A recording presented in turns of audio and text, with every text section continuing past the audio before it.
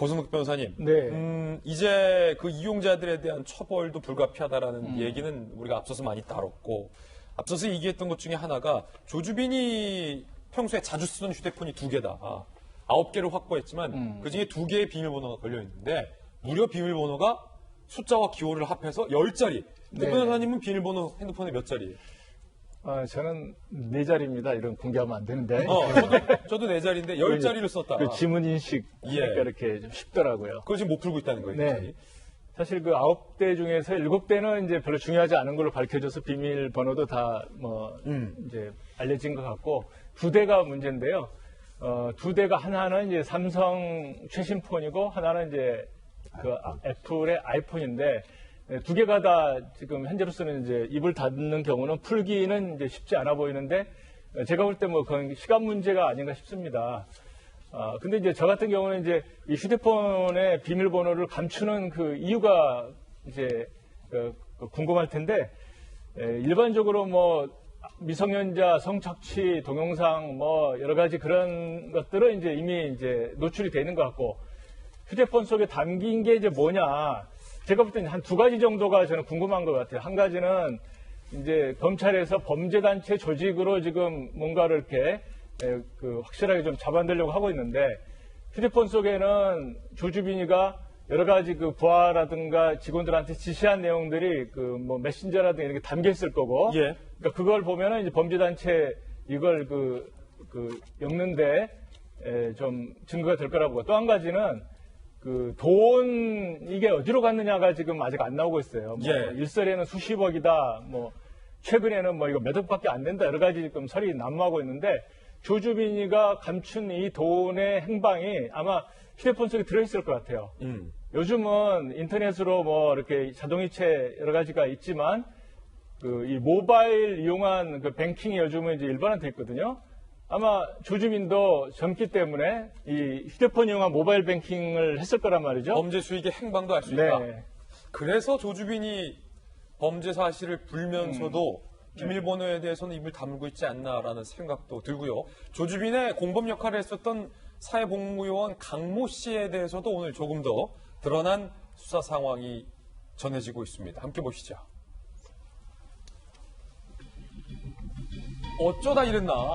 어쩌다 조주빈과 손잡았나? 라는 부분과 관련돼서도 사실은 경찰이 수사하고 있거든요. 알바 찾다가 박사의 수발 역할을 했다. 공익요원 강모 씨. 24살. 아르바이트를 할 공익요원을 구한다라고 조주빈이 광고를 냈군요. 아예 특정을 했군요. 공익요원. 그 광고에 이끌려서 범행에 가담했다. 박사방 유료 회원이 낸 가상화폐 현금화해서 조주빈과 약속한 장소에 가져다주는 역할도 수행했었다. 수고비로 받은 총액은 100만 원 안팎. 굉장히 고액의 돈을 주니까 알바 비용 치고는 세니까 좀 혹했던 거예요. 그런데 이 공익요원 강 씨가 조주빈 닮은 꼴이다라는 얘기도 나왔어요. 일단은 강 씨가 반교사 여선생님을 스토킹하고 뭐 딸과 선생님을 살해 협박하려던 것은 이미 다 드러났고 학교 자퇴 후 장애인 목욕 봉사를 다녔던 것. 조주빈과 뭔가 닮아있다라는 게 오늘 새롭게 나왔습니다. 목욕 봉사를 다녔다. 당시 강 씨가 남긴 후기글은요. 누군가에게 도움이 되고 함께 살아가는 기쁨을 얻고 싶다. 그런데 이 장애인 봉사활동 중에도 교사, 본인의 고교 시절 담임 은사 선생님, 여선생님을 지속적으로 협박을 했던 이중적인 모습을 역시 이 공익요원 강 씨도 보였다는 겁니다. 서민 교수님, 조주빈도 강 씨도 굉장히 이중적이네요.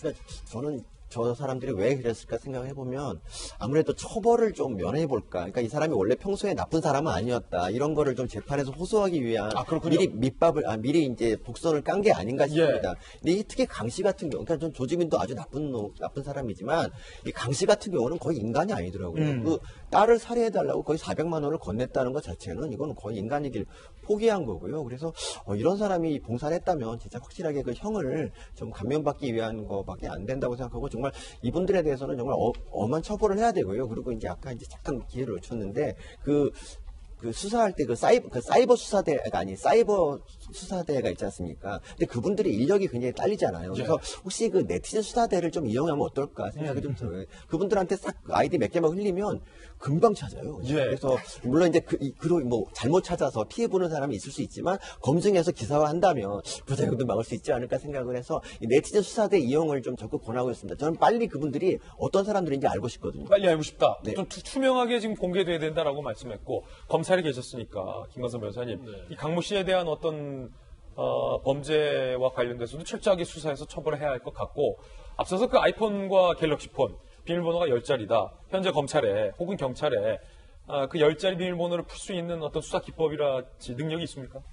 근데 아마 설득을 할 거예요.